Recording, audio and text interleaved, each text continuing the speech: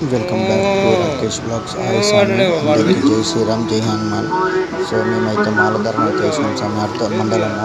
So మా గురుస్వామిని చూడండి, first మాల ఎట్లా వేస్తారో.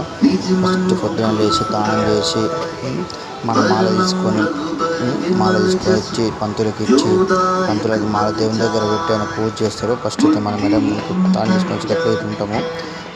దీని తర్వాత పంతులు మొత్తం అదేంటది గీతాలు మంత్రాలు అన్నీ చదివి ఆరతి వేసి మనకు దేవునికి అభిషేకం చేసిన నీళ్ళని తీసుకొచ్చి మన మీద జల్లి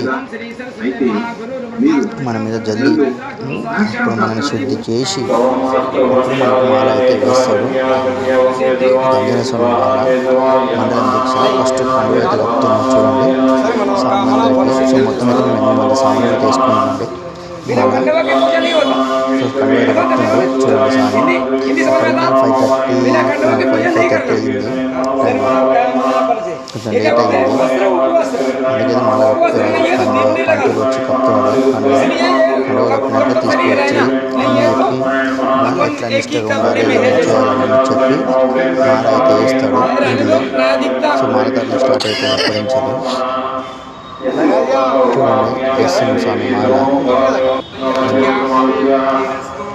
మాల అయితే వేస్తుంది. సో మనం మాల వేసినాక ఎంత నిష్టగా ఉండాలి, ఏమేమి పని చేయాలి, ఏం తినాలి, ఏం తినద్దు అవన్నీ మన పంతులు అయితే చెప్తారు మనకు. సో మీరు ఎక్కడ వేసినా ఎక్కడ ఎగులు వేసినా పంతులు అయితే చెప్తారు. సో పొద్దున పాలు తాగాలి, సాయంత్రం పండ్లు తినాలి, మధ్యాహ్నం మాత్రం ఒక్కసారి మాత్రం దీక్ష ఉంటుంది. దీక్ష అంటే ఫుడ్ తినేది, అందులో ఉల్లిపాయలు ఏం వేసుకోవద్దు, నార్మల్గా వండుకోవాలి. అది ఒక్క 1 టైం మాత్రమే ఉంటుంది. మధ్యాహ్నం తిన్నారంటే దీక్ష మళ్ళీ రేపు మధ్యాహ్నం వరకు మాత్రమే. ఖచ్చితంగా చూడండి. సో ఇలాంటి ఖచ్చితమైన నిష్ట నియమాలు ఉంటేనే ఆ భగవంతుడు శ్రీ ఆంజనేయ స్వామి మనం అనుకున్న కోరిక మండలం వేసిన అర్ధ మండలం వేసిన 11 రోజులు వేసిన మాల ద్వారా తన కృప కలుగుతుంది. అతను దేవుడు ఆశీర్వాదిస్తాడు మనకు. కరెక్ట్ మనం వేసిన మాల కరెక్ట్ నిష్టగా మనం అయితే చేయాలి. చేస్తేనే మనకు అన్ని బాగుంటాయి. మనం ఎందుకు వేసుకున్నామో కూడా మనకు తెలుసు. మన కొన్ని నెగిటివ్స్ కూడా వెళ్ళిపోతుంటాయి. మనం వాళ్ళకి వెళ్ళి మొత్తం పాజిటివ్ వచ్చేస్తాం మనం.